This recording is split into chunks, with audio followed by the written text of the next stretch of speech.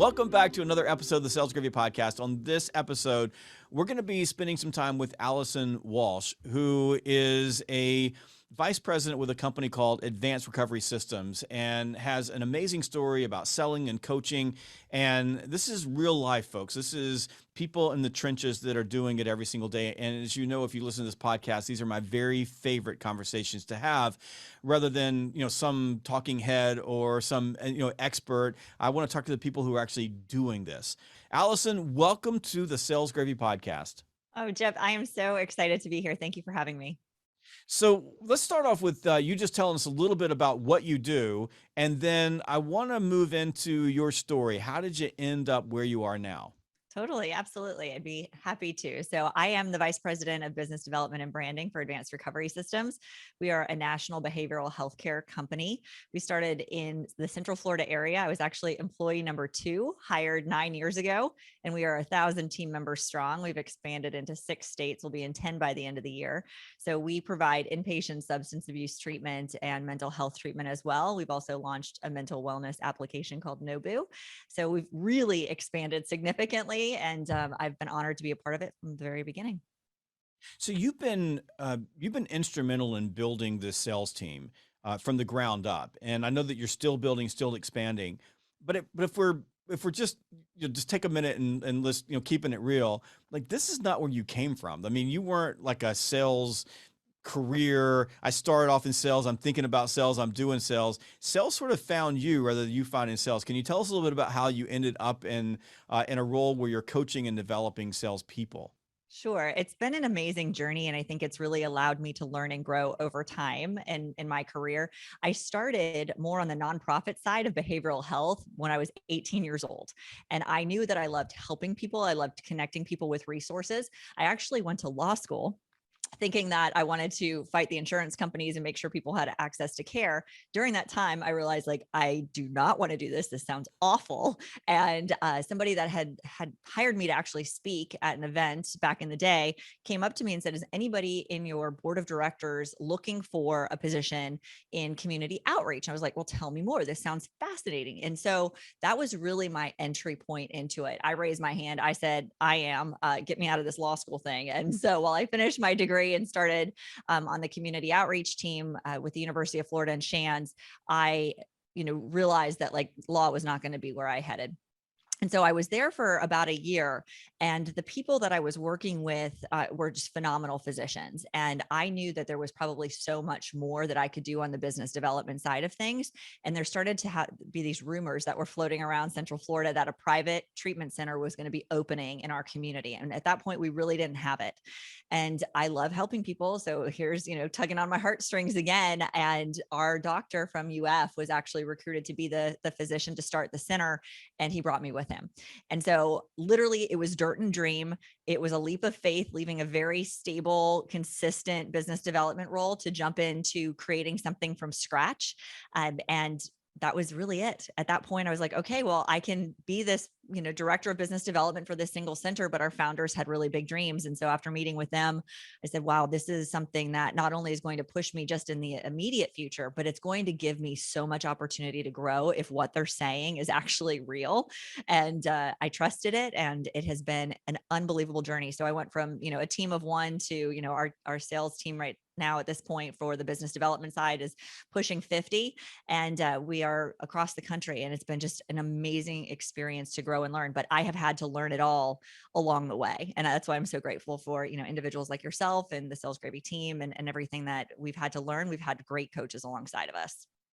So maybe walk me through some of the lessons that you learned early on about we'll call it the care and nurturing of sales talent. So I think everybody, especially leaders like you, we all kind of go on that journey where we start off. I know when I started off as a young leader, I didn't really know what I was doing. And then I got a sales team, and suddenly it's like, okay, I have a whole team of people. Now what?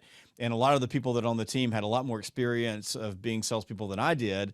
So I had to kind of learn on the job, and there were some lessons along the way that helped me become a leader. I'm just curious about you in terms of starting with a team of 1 and then building this team of 50. What did you learn about this idea? I mean, I guess the concept and and just doing it, of building and nurturing a high performing sales team?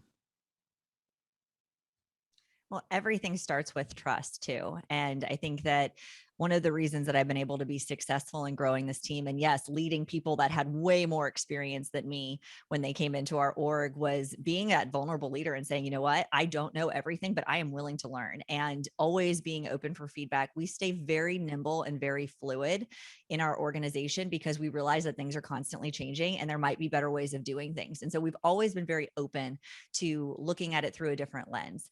But you're absolutely right. Nurturing talent and retention in the sales profession is very important, because otherwise it's like a churn and burn. You can just have that revolving door, and we pour so much into our people. And I'm so proud of the fact that I have so many people that were literally some of my first hires that are still doing this job with me, and we've been able to cultivate that talent. I think a large part of it is that we've made it a very clear pathway to excel in our organization. There is a nice ladder for them to climb. It's very clear. Our expectations are crystal clear. They know what they need to do. We are constantly coaching and developing them along the way. It's not just like when they get here and they get their onboarding training. We have a level up training. We have a leadership and training program, so that we're cultivating new leaders, that we've got strong leaders on our bench all of the time. And we're just pouring resources because, yes, financials are an important part, right? Salespeople are definitely driven financially, but in our world, we can't pay commission, right? Because we work in healthcare. And so we have to find other ways to really incentivize people to stay, right? And so pouring into them, and personal and professional development is something that we can do, and we do on a daily basis. And so I think that's been a really big part of it.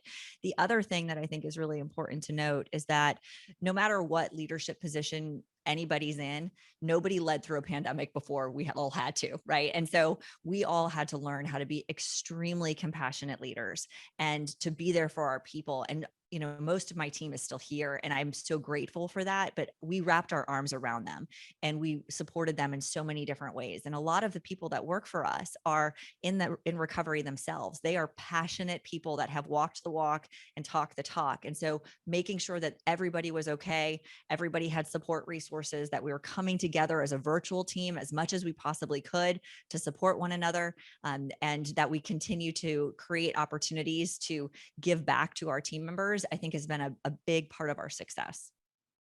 I like the getting your arms around them, and I think that's super important. One of the things I always loved about being a sales manager is I felt like I had my own tribe, and they were these were this was my team, and I wanted to get my arms around them. I wanted to know about them and their families and what was happening with them, because for me it was, if someone's having a bad night, the next day they're going to get up and talk to a customer, and if we don't take care of them between the time that they're having a bad night and they're talking to a customer, that conversation could go very wrong.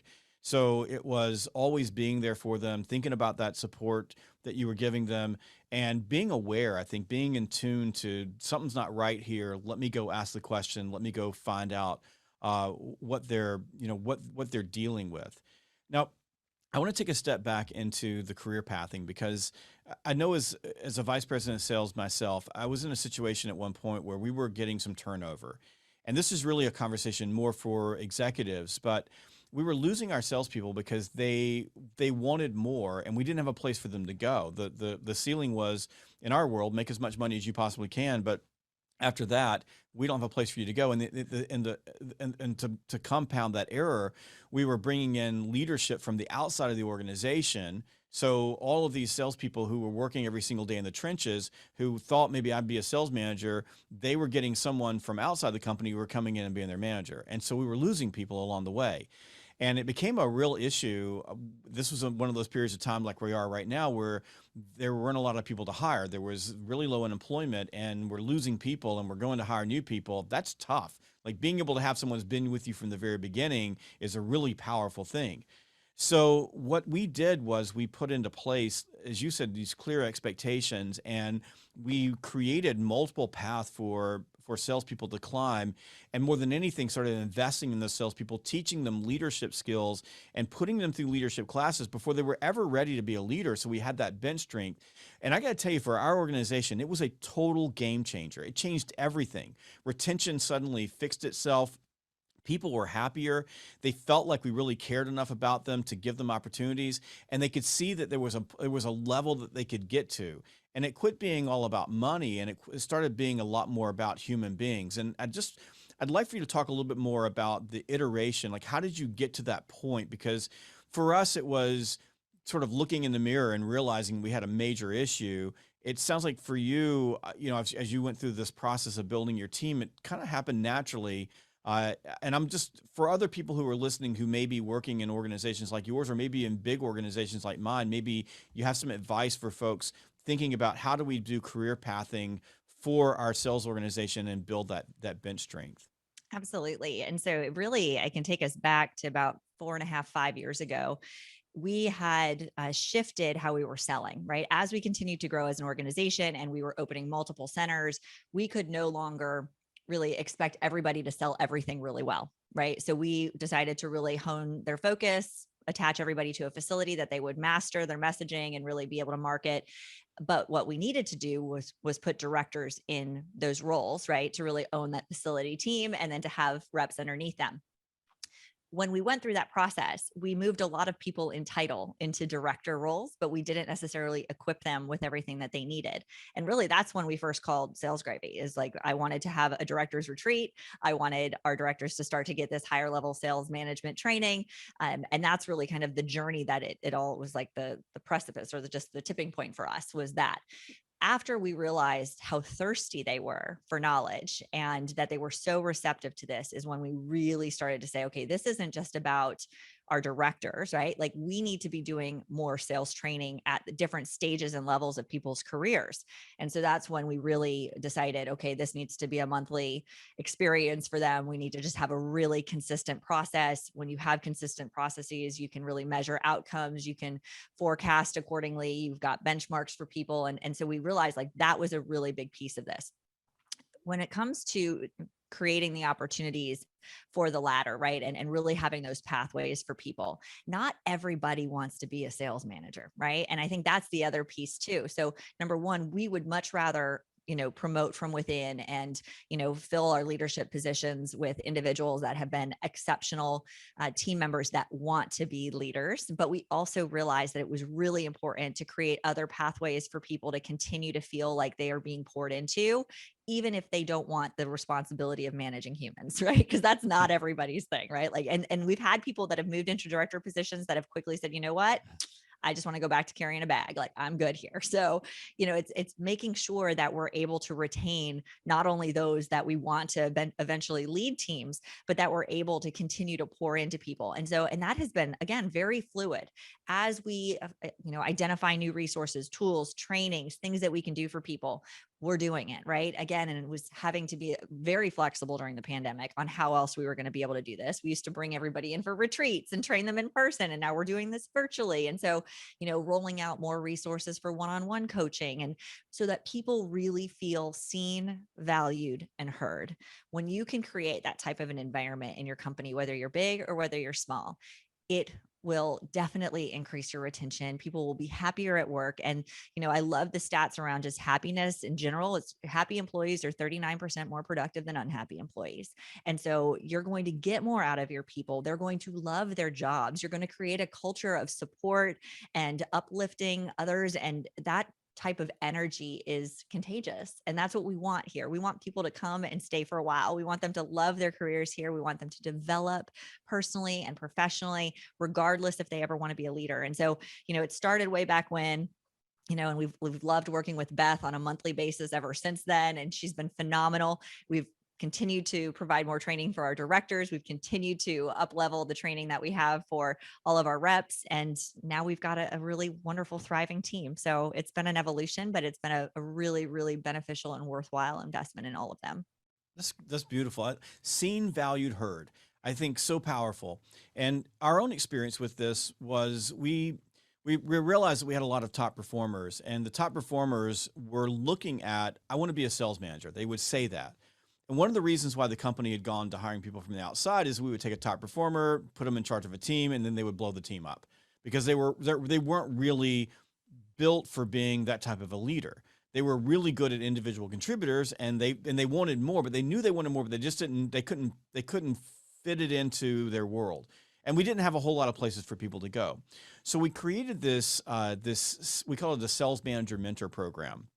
But essentially what it was is we would take our high performers, they would get nominated, but they would be saying, I'm raising my hand, I want to do more. And we would put them in this program. And part of the program was, it was a whole year. So they had 12 months, and we taught them the financial side of the business, P&Ls. We brought in leadership experts from outside the organization to come in and speak to them at retreats. And they had a mentor in the organization that didn't work in their area that would mentor them. So another leader, and didn't necessarily have to be from sales, just another leader that mentored them. But they also had to mentor a junior salesperson. So they had to do that. And by the way, to be in the program, they had to keep their numbers up. And what we found was the seen, value, heard. First of all, their shoulders went up. And as soon as they got into the program, they were like, I'm valued. And then they felt like we noticed them, we could see how well they were doing, and we gave them a shot. So we got like 90% of the value of the whole program was just putting them into the program.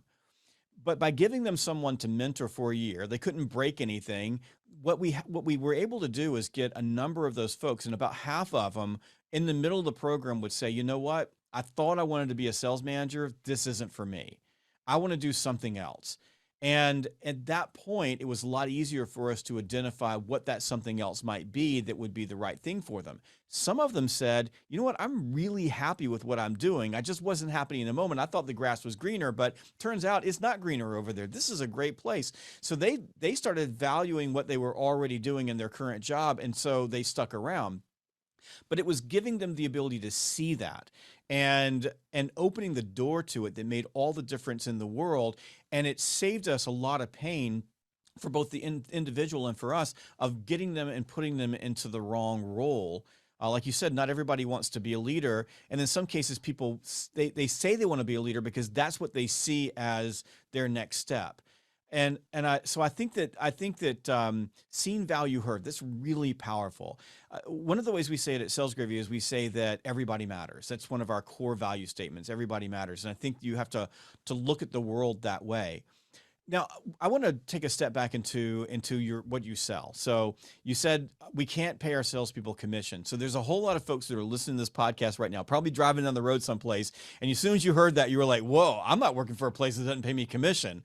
And you're also not selling a physical product, and you're not really selling a product where money's changing hands. You're selling a concept, you're selling an idea, you're selling trust, essentially. So can you walk us through what your salespeople actually do, just so the folks that are listening can get a flavor of what you have to do as a leader in your world? Yeah, absolutely. And so our reps are focused on creating relationships with treatment providers, hospitals, clinicians, psychiatrists, primary care docs, basically anybody that's in a position of influence when somebody is in need of help. And so we are focused on them calling us first, right? We want the referral so that when they have a patient or a client in need, that they call us so that they can gain access to our treatment centers or our outpatient therapy options for them. And so because of the fact that we do what we do and we're selling treatment, we're selling recovery, really we're selling changing lives, saving lives, restoring families and communities, it has to be built on trust. And so our people are very much focused, of course, on prospecting, on creating new relationships, but it is an account maintenance, very much so. And going higher, wider, deeper is always our philosophy because it is truly based on the referral. Our success is based on other people trusting us and giving our contact information for that patient to get help that they need. So it's a very special type of sale, and it means a lot to us to have the trust of the partners that we do. It's all relationships. So that one-to-one relationship you have with the clinician matters, because in that moment when that clinician has to refer a patient, you want them thinking about you. And if you're not there and your competitor was there, they may think about your competitor. So you think about, people by you, this is it. Like, this is that relationship matters more than anything else in the world. So from your standpoint, as a coach, in a lot of cases, you're really coaching the human element of engaging people, even through prospecting. So let's go back a couple of years, because I'm just interested, because a lot of our clients who are in that space, and I know you had some conversations with Beth about this as well. This got infinitely harder during the pandemic to maintain and build those relationships. So I know we're a lot of this is we're getting back into, into the hang of meeting people face to face. I know in the healthcare industries it's lagging behind because there's still a lot of protocols we have to go through. But what did you have to change as a leader and as a sales team in order to build new relationships and maintain those relationships so you could get that referral stream, or keep the referral stream moving during a period of time when literally a wall went up and you could no longer meet face to face? It was a Herculean effort. And so I'll start there. But you figure I had a team of about 25, 30 reps at that point, and none of them signed up to be SDRs. Like, let's just start there. They are face-to-face people. They are so good at doing their job one-on-one that when that wall went up, and then it really became, we've got to dial, we've got to have just the increase in volume. We have to be, just in front of people virtually as much as we can. What are we going to do to stand apart from our competition? We pivoted fast. And so it was good because we had already started laying a little bit of the groundwork to have an SDR team, and we call them our community outreach specialists, our entry level. And so we had some of that already there, but every single person on my team all of a sudden became an inside rep.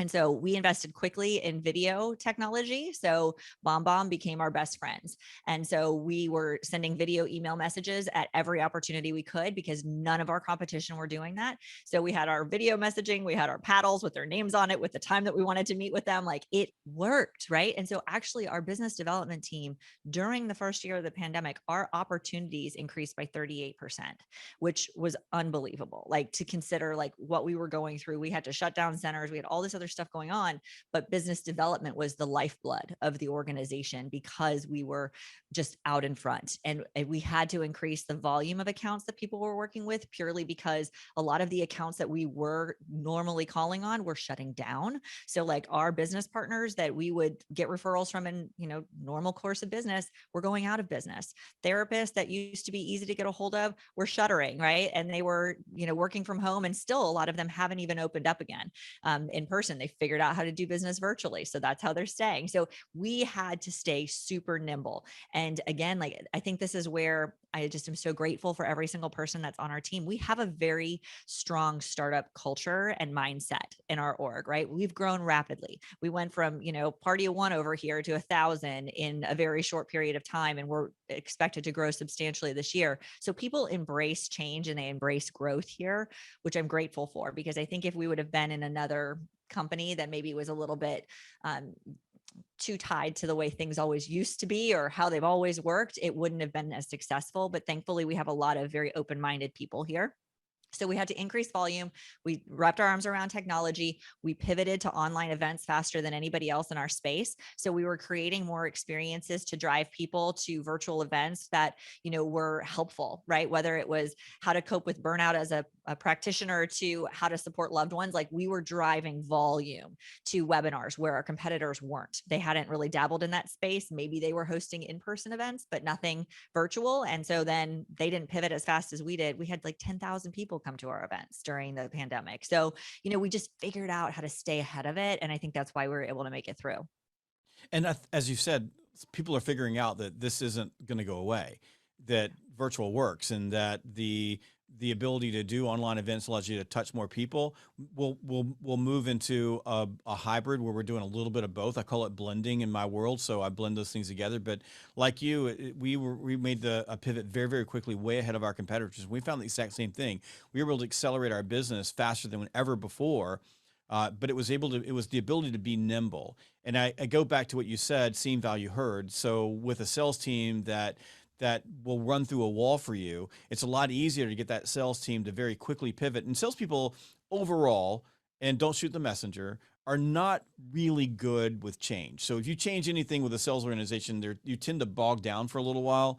So, but the leadership component really matters in terms of trust me, right? Like you said, trust from the very beginning. That's so important. When you said we need to make this change, we need to do video messages, I'm positive that when you first said we're going to do video messages, you had people looking at you like you had tentacles coming out of your head. Like, video, I'm not getting on video. But then they leaned into it and they got it done. But they tried it because they trusted you.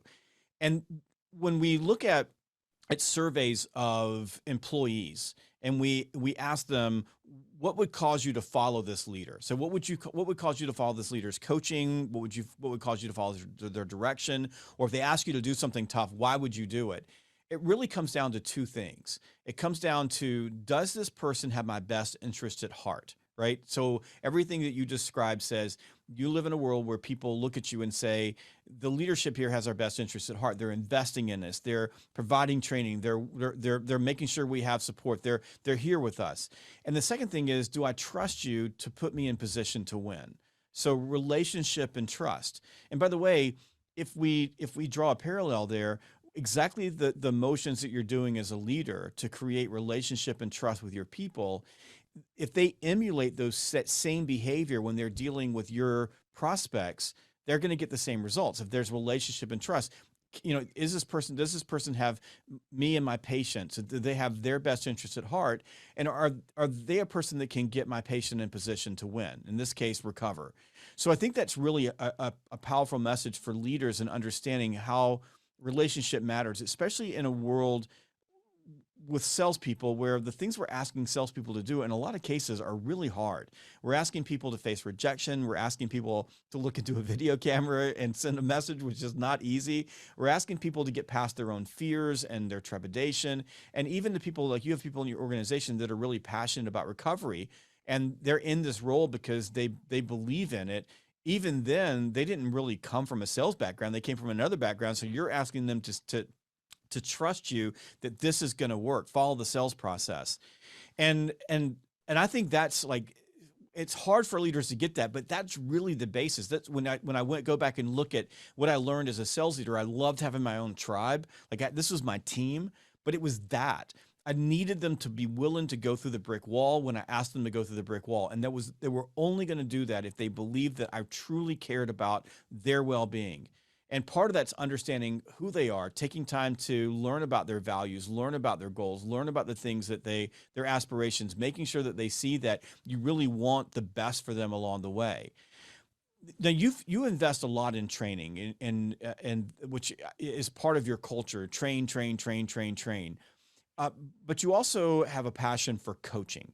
So and I know that you have your passion for coaching goes well beyond just your work at Advanced Recovery Systems. But I want to take a step into coaching salespeople and what that's like. So there's basically four motions for a sales leader that matter most. Everything else is pretty much academic, and that is train, to teach people what to do, observe them doing the things that you teach them. Then you coach them in the moment to help them apply the knowledge that you gave them in training. And then you're giving regular feedback so that there's course corrections along the way. Everything else, it's paperwork. So you've done the training, and now you've got to move into coaching. Talk to us a little bit about what your philosophy is on coaching, and why do you feel it matters so much? There's so much here to unpack. So we'll try to keep it brief. But the real thing here that I see is that, yes, you can train them, right? But you're absolutely right that you have to see them doing it. And you have to help them even before that, get their heads in the right space. Because you are absolutely right when you said earlier, a lot of folks that are in our org are not coming out of sales school, right? Like they didn't have that professional training in college, or they haven't had sales experience in the past. And so we have to help them overcome their biggest barriers, which is usually what's between their ears, right? And so we do a lot around mindset. We have to build up their confidence. We have to make sure that they understand that whether they have trusted us yet or not, that the data also reflects that what we're teaching them and coaching them on is legit. And so helping them and breaking it down every step of the way, assuming nothing. I think that's one of the other lessons that I have learned over the course of my career is assume they are a blank slate, right? Or if they had any experience, you might want to always be wary that it might not be the way you want it to be now. And so don't trust that prior experience is going to actually translate into your industry or your business or your company now.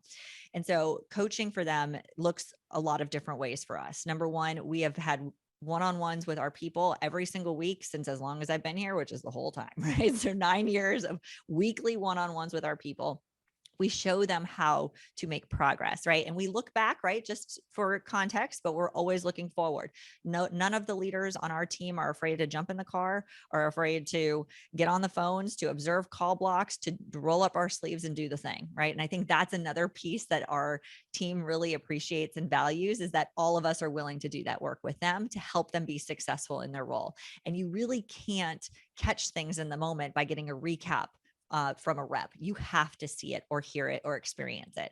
And so we make sure that we have enough coverage, right? So every team has a director, every director has a regional, every regional has a national, right? And so we make sure that there's enough people. We also have a full-time trainer on our team. We also have Beth, who rides with our team.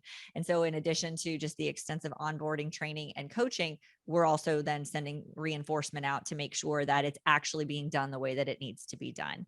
And so for us, that's a big part of it, but also having those conversations with them about like, what lights you up? What are you loving about this job? Where can we help to really fill up your cup more, right? Because everybody's motivated by different things. When you can spend time and really identify what your people's strengths are individually and leverage them, magic happens. When they know internally that this is who they are as a person and they have everything within them to be able to be successful in this job, there is a whole new level of confidence and belief and commitment to excellence that we see across the board. So we go right now, we're in the process of going one by one through the entire sales org to make sure that every person knows innately what they bring to the table, that if they lean on it, they're going to shine as a salesperson, and that yes, they are in the right place. So it's fun to also bring in some other tools and training and coaching to help them really elevate personally and professionally. So last week I was at the Augusta National Golf Club at the Masters Golf Tournament, and I'm sitting on the practice range. They've got a little stadium there, stadium seats there, and I'm watching all of these golfers come out of the clubhouse. And these are the greatest golfers in the entire world. We're not talking about, people who are middle of the road. These are the best. You don't get invited to the Masters unless you are the top of your game. Elite athletes.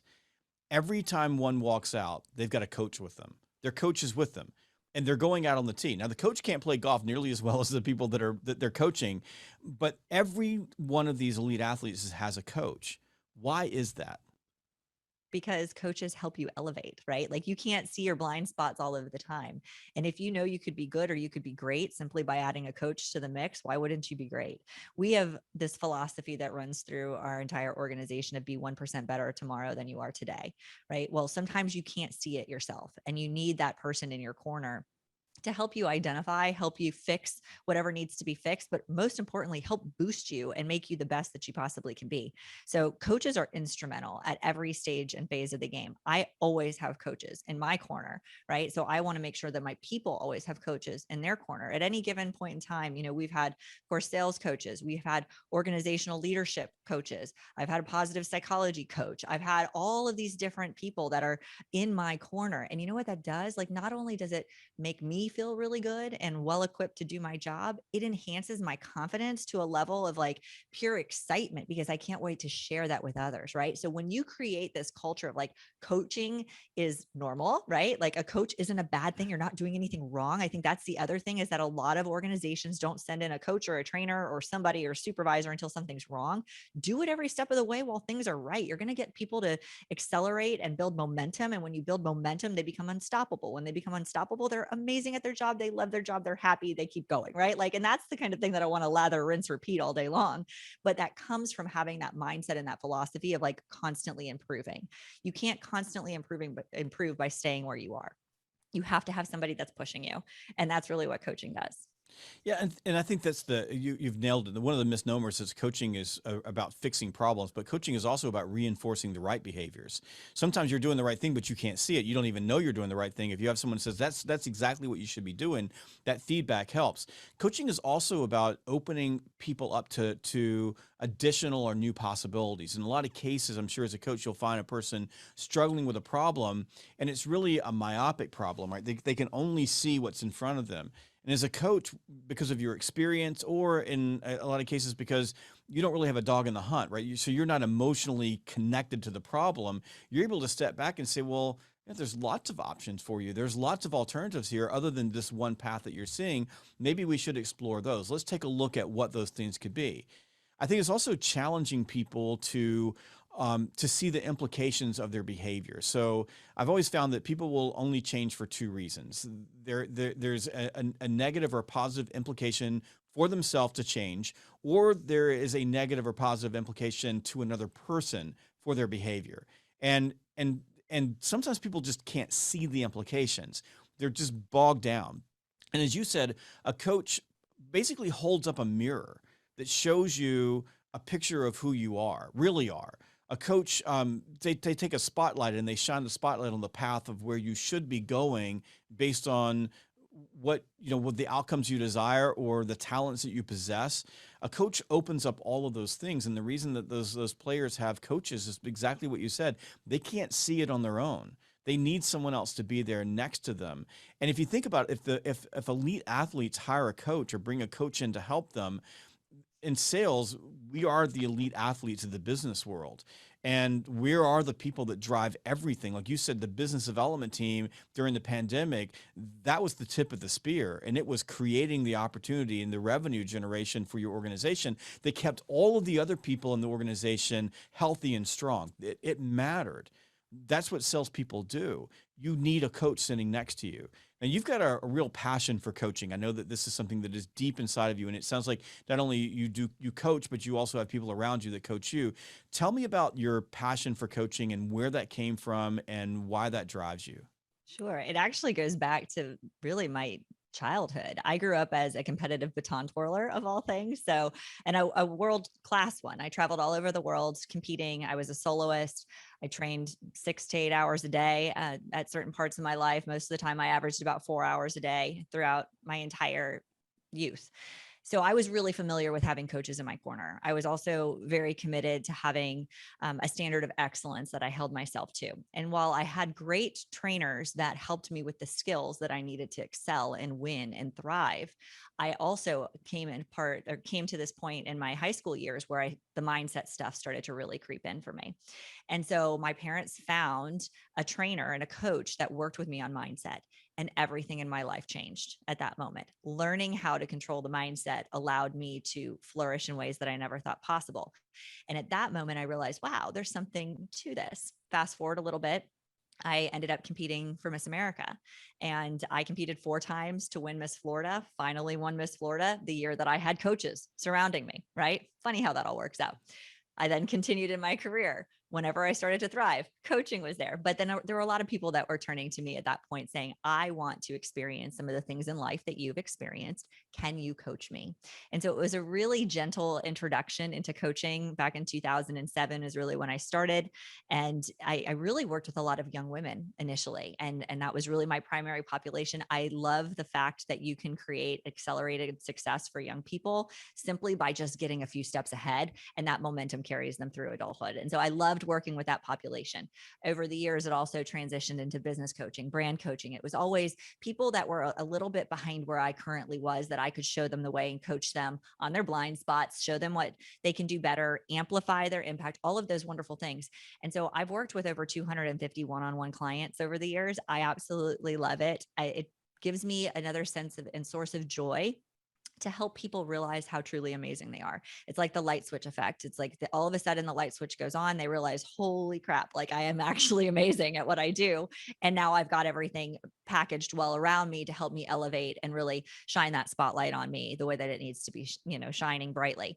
And so that's been really helpful. Also, again, kind of going back to having coaches around me, because I have this commitment to always being better and always showing up as the next best version of myself, that keeps me investing in me. So whether, the company's investing in me, whether I'm investing in myself personally, I always have a personal development budget, and I stick to that every single year. And I am refining my skills. I'm learning new things because I want to go and pour into everybody else, right? Like nothing makes me happier than helping people be successful, whether that's at my job at ARS, whether that's in my consulting company and coaching people one-on-one. It is the most incredible thing to be able to go back to people that I've served for years and say, you know what, I got something new for you. And so that's why I continue to invest in me. Number one, it helps me continue to evolve into the person that I want to be, but it also helps every single person that's in my world, whether they're a client or whether they're a team member. I I love that you have a personal personal development budget. I've always had the same thing, invest in myself all the time. I think it's so important that you take time to learn and to grow, because if you stop learning, you do truly stop growing. You become stagnant. And one of the mindsets that kind of bothers me in sales is people who say, "Well, I've already learned all that." And I always like it when I'm standing in front of a group of people and I've got some person who tells me at the begin with, "I've already learned all," and they come back and they go, "I didn't know that," and I go, "Great." But my message to them typically is, just because you learned it in the past doesn't mean that you are using it. Most of the time, what a coach is doing is helping you see what you already know, but you've quit using. I've got a couple of questions for you on coaching. So I want you to think about a time when you were surrounded by coaches, you had coaches, and your coach is like coaching you, and you're resisting. Like whatever the case may be, but you're resisting, and how you got past that resistance to become more coachable. Can you talk a little bit about that? Sure. I mean, I've had a lot of those situations. So I'd like to think of myself as a good client, but I'm probably a challenging one at times, because I'm very strong minded and I feel like I have a good sense about me. And sometimes when it's met with, maybe an opposition, it's not so easy for me to overcome sometimes. But I actually had an amazing organizational leadership coach last year. Her name is Dr. Laura Gallagher. She's phenomenal. Like, she was brought in by NASA to help rebuild culture when everything happened with Columbia. And but she's incredible at what she does. I value the lesson and the space she gave me to work through defensiveness, because I was noticing that some things were coming up, and she gave me just the most beautiful way of seeing it. But it took me probably a month to really own my own stuff. Right. She's like, listen, anytime your defensiveness comes up, whether it's in the workplace or whatever you're doing, whatever you're working on, when you're coaching your team members and maybe you're not getting what you want and you start to get frustrated, she's like, you got to pause, you got to check yourself, and you got to put your defensiveness and your emotions in one of three buckets, because they're either challenging your likability, they're challenging your credibility, or, they're challenging your competence. Right. And so it was like, oh, right. Like, okay, like this makes sense to me. Right. I can do this. But I really, really struggled with that at first. And so she had to really help me through that. She also helped me through, I think all of us as sales leaders needed to do a checkup from the neck up, when it came to just how we were doing through the pandemic. And she really helped open my eyes to that. I was experiencing some burnout, that I was, needing to do more for myself to take care of myself. And, I'm kind of that person where I'm just like, oh no, I got this. Like, let's just keep going. And she's like, you have to carve out the time for you, even the transition, right? Because we're all working virtual. She's like, even just pausing and having a transition between, wearing your work crown to putting on your mom crown and rolling out of your office to take care of your three kids. Like, you have to do something there. And I was like, I'm fine. And sure enough, she was right. Like, as soon as I started implementing some self-care into the end of my day, I was able to show up as a better mom, and wife and everything else that I needed to at the end of the day. But she really, she challenged me, and it was great. I needed it. Very good. Now, second question.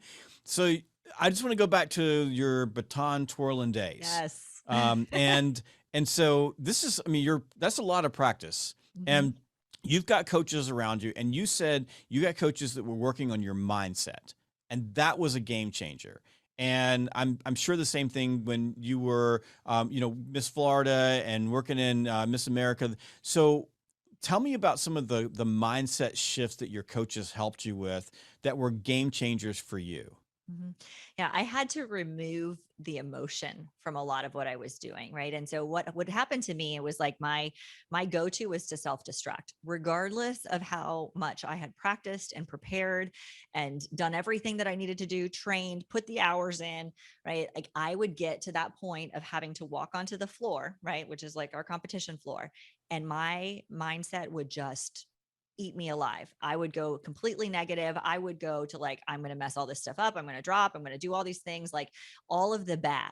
So one of the things that the mental coach did with me right out of the gate was reset that mindset by helping me with just positive mantras and positive affirmations that I could have on replay, because you can't say negative and positive things to yourself simultaneously. So when you can stop it, right, it's like that disruptor, right, to help you kind of get through it, you can move into that next stage, which is actually on the floor. Because once I was on the floor and once that music started and I started, like, I was good, but it was that like 30 seconds to 60 seconds of just that walk up. That was my my mindset blocker, which I have now been able to really use the same process and practice with my team members, because I had so many team members that would be like about to walk into an account and their nerves got all in their way and they started getting in their own heads and all of this stuff. So they all have mantras now too. And it's great. And I know, it's fun to be able to share some of those things with them. But that was a big deal for me, because when I learned how to shut shut down the negative self-talk, when I learned how to quiet the inner critic, when I learned that, if I could move through it to that next stage, I was going to be okay. And I could trust myself and the preparation that I did to get to that point, it changed everything for me. How often do you find now when you're coaching people that it's that you're beginning with mindset, like that people have that inner voice that's that I guess playing that defeat loop in their head, or they're telling them something about themselves that's not true. How often do you find that that's the core foundational problem that's holding them back? It's almost all of the time. Like I find that they're rare birds that don't have a mindset challenge or something that's in their way. More often than not, we have to start there. We have to unpack anything that is holding them back. If they have fears behind, selling or going into certain types of accounts or doing one-on-ones with their leaders or whatever it is, we have to get to the root of it. It's like an onion, right? You got to peel back the layers and figure out what's really going on the inside, address it, and give them techniques and tools that they can use so that those don't become their Achilles heels. It happens, right? It also happens at different stages, right? I see it happen right after promotions when people are like, oh my gosh, I don't know if I can hit these higher metrics. Oh my gosh, like, should I really be a leader? Oh my gosh, it's like all these different things. So we have to do the work with them to empower them and equip them with what they need to do to get to that next level confidently, right? And so it happens all of the time. We do a lot of mindset work. I do a lot of mindset work with my one-on-one clients too. I mean, I feel like we spend probably 60-70% of the time there. And then that also, transcends into everything else that we do later. And it helps me get them across the finish line, because a lot of people are okay with doing the work, the preparation, right? They'll do everything in advance. But the moment you have to really shine brightly or step into a new level for yourself, that fear comes back in, that imposter syndrome comes back in, that lack of confidence or any limiting beliefs from their past show back up. And so that's where, as a coach and a trainer and a mentor, when I know those things about them, I can help navigate them through it, right? I can coach them as they walk into an account by repeating the mantras they've identified for themselves. I can get on the phone with them and make sure that, they're not going to get in their own way before they pitch for a big account. I can have those conversations with my clients before they hit publish on their new podcast or, send to their publisher for their book deal. Like I can do those things for them because I know them at that level.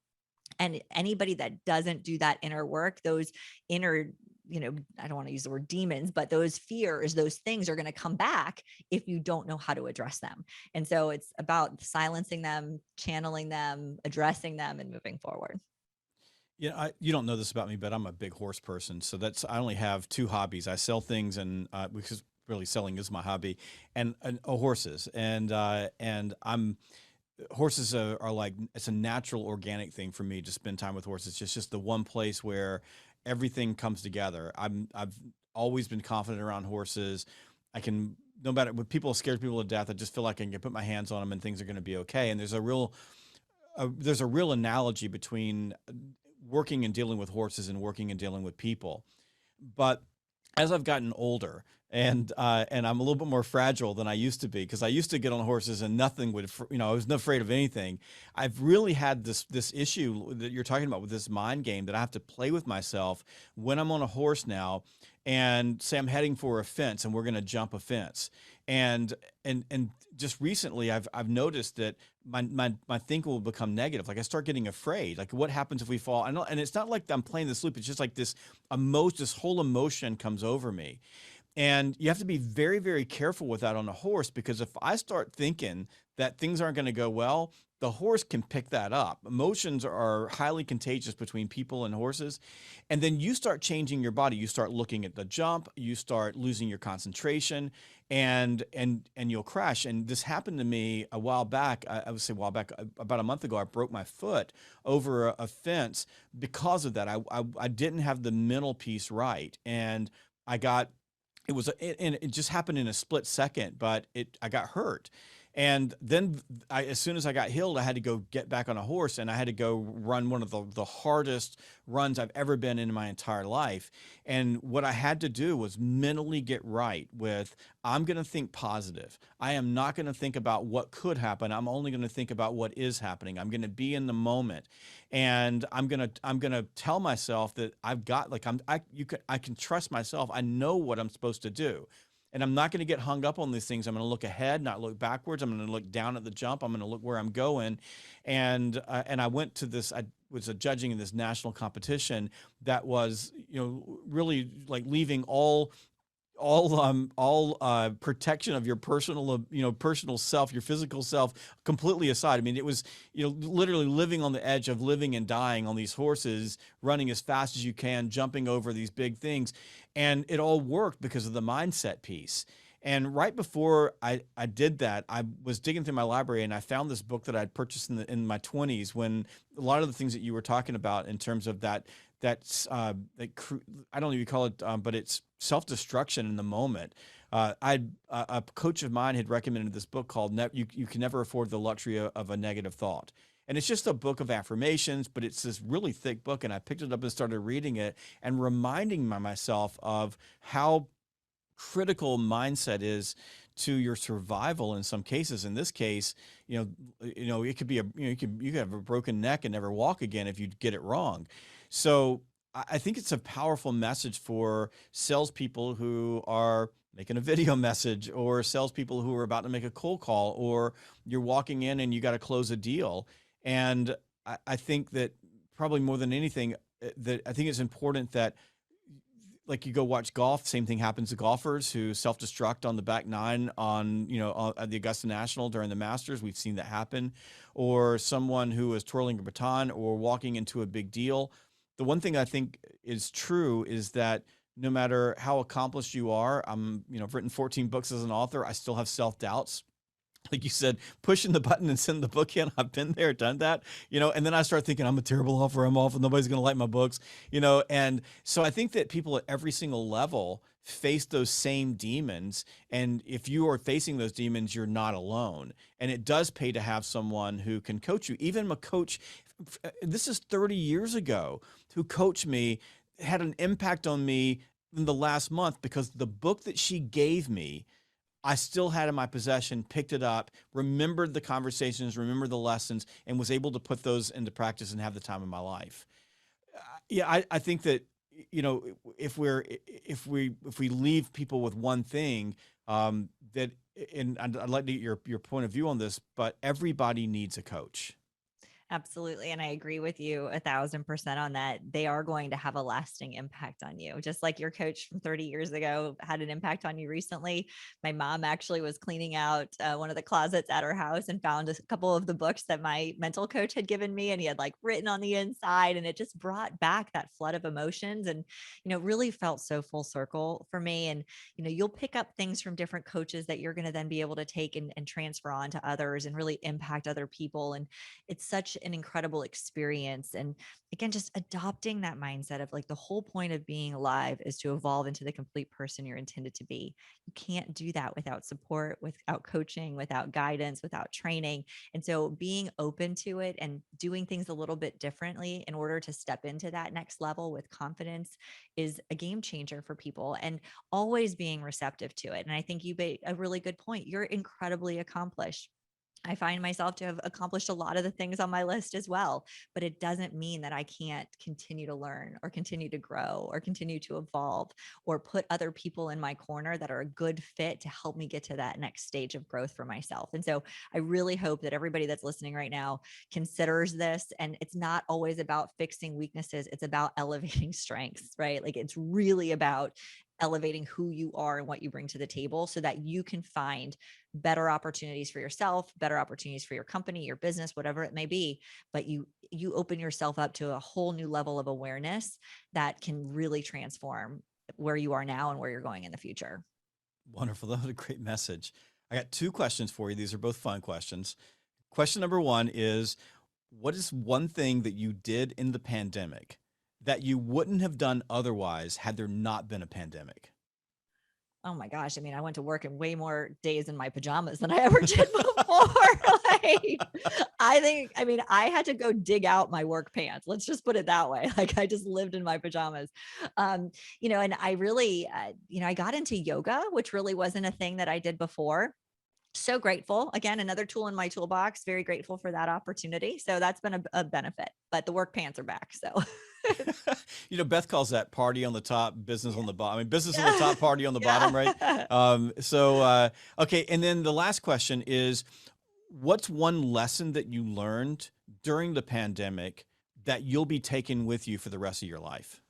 It's about everybody else, right? I think before the pandemic, I was really focused on hitting milestones, on new benchmarks, on new accomplishments, on winning awards, on all that kind of stuff. And I realized that none of that matters if my team's not around me, right? None of it matters if we're not doing the work that we're doing. Nothing else matters. And so I really shifted from self to others during that time, and how can I show up in the way that I need to show up for everybody else, because I don't have it all figured out and I don't pretend to, but what I can do is encourage people along the way that it's going to be okay and we're going to get through this together, and that we can persevere and be successful. It might look different, it might feel different, but it's going to be great. But we've got to just continue to make the moves and move forward. And so I really noticed that over the course of the last couple of years was just that perspective really changed. It was definitely a change in perspective. I'm certainly not the same person who came out of the pandemic, who went into it. People might want to get in touch with you to talk about what you do as a coach and to learn more about maybe even working for you at some point in the future, which I know that you're always recruiting great people. So can you tell folks how they can contact you? Absolutely. So I've got a lot of different ways, but if you're interested in joining my amazing team at Advanced Recovery Systems, you can go to advancedrecoverysystems.com. I'm also super active on social media. You can DM me on Instagram at any point at Allison Walsh. We've got a couple different podcasts you can tune into as well. I have one called the She Believes She Could podcast. And then there's Dear Mind You Matter. So if you're looking to just learn more about what I offer, that's always available to you. So would love for you to check out AllisonWalshConsulting.com as well. Beautiful. Thank you, Allison. This was a great conversation. Allison, thank you so much. And we'll Thank see you you. next time on the Sales Gravy Podcast.